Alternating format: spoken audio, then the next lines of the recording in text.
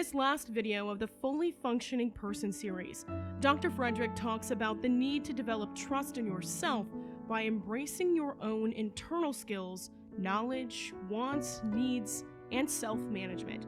He also introduces religiosity and how it can either contradict or complement your internalized worldview. As he is speaking, you might want to consider the degree to which you are responsible for guiding your own life and the degree to which others guide portions of it for you. Welcome to this final video in our series to present what a fully functioning person is, as we focus on the final piece of the definition, developing trust in yourself. Understanding that there are rules to follow to assure the health, safety, well-being, and orderly structure within society, we have to understand where the line exists between automatic compliance to the will of another and where we assert our own individuality. If we live to merely comply with the will of another, we sacrifice ourselves. And in the end, no matter what we do, we can't fully please everyone else around us, and in trying to do so, we've lost who we are as an individual. Bowing passively to the will of others moves us in the wrong direction from a fully functioning life by relegating us to an unsatisfying obedience.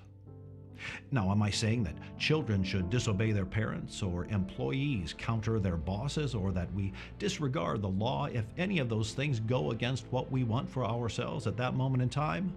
Well, certainly not, because being responsible for ourselves has with it the mandate that we continually assess the degree to which we must be responsible to and for others as well. But being responsible to ourselves as well as others is best accomplished when we trust in ourselves, that we can indeed make our own informed decisions and set out on a life path that we've created for ourselves. I rather like how Linda and Charlie Bloom put it. The definition of self-trust is the firm reliance on the integrity of yourself.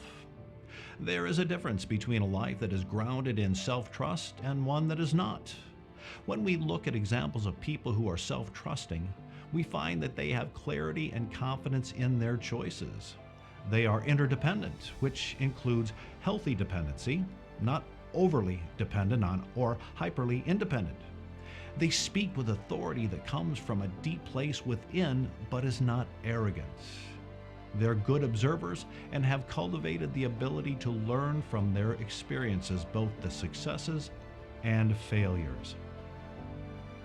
So, we've been talking about the fully functioning life, of being open to new and different experiences, about setting out on a life path of your own choosing, to trust yourself, and living existentially.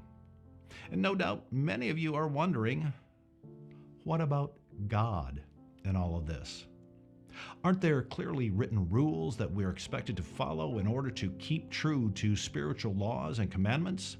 Aren't there clear and unambiguous doctrinal rules and certain expectations of how we should feel and think and act? Well, yes. But to me, those exist in the larger sense of the human experiences that we're talking about. The very thing that the world's great religions espouse: loving and respecting and caring for one another. Now, can there ever be a perfect dovetailing of religiosity and psychology? Well, probably not, for one obvious reason. They each exist in entirely different spheres of knowing. Psychology is based in empirical science where careful observation and measurement under research protocols are engaged. Religiosity, on the other hand, is based in faith, the belief in something unseen yet accepted as truth. So long as these two exist in different spheres of knowing, the best we can hope for is that the two aren't in total opposition of one another. If the doctrinal tenets of a certain religion espouse the belief that women are subservient to men, we can easily see that humanistic psychology, which embraces absolute equality among all people, would be at odds in this case. But given all that, the reality is that other than rather isolated and specific phenomena, psychology and faith-based religiosity are far more complementary to one another than they are at odds. Far, far more so. And to that end, and there is almost perfect consistency between psychology and religiosity in this one, that each individual in the cosmos is given in their hearts the right of free will.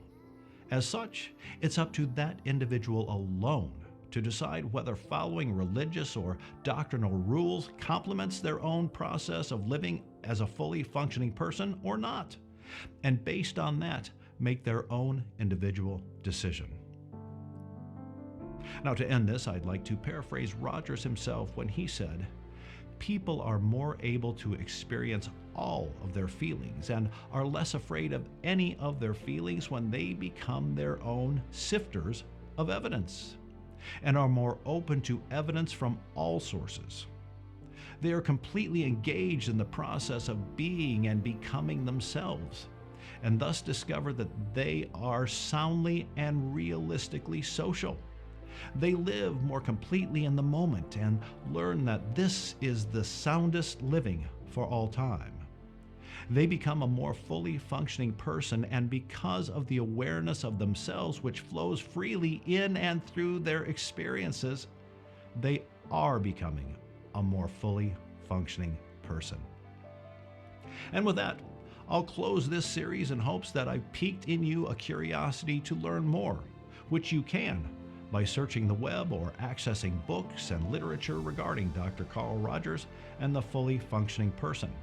I'll also be uploading video interviews with people who are living a fully functioning life, so please take a look at those as well.